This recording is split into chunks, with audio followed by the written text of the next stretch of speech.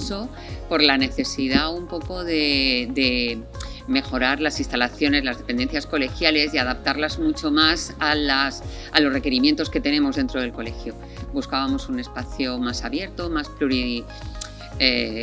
plurifuncional, que pudiera acoger exactamente igual una mesa redonda como una charla, como incluso una sala de conferencias.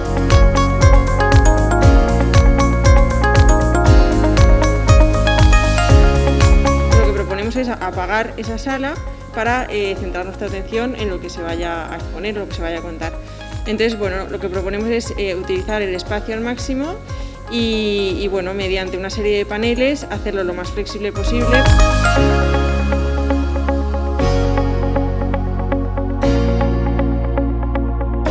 El artefacto es ese mueble, que al final es esa mínima intervención arquitectónica que genera y que redistribuye el espacio y que lo jerarquiza al final.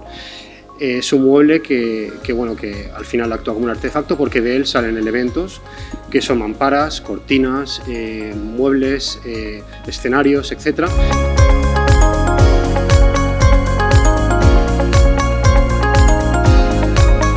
Consigue resolver todas las bases y da un pasito más.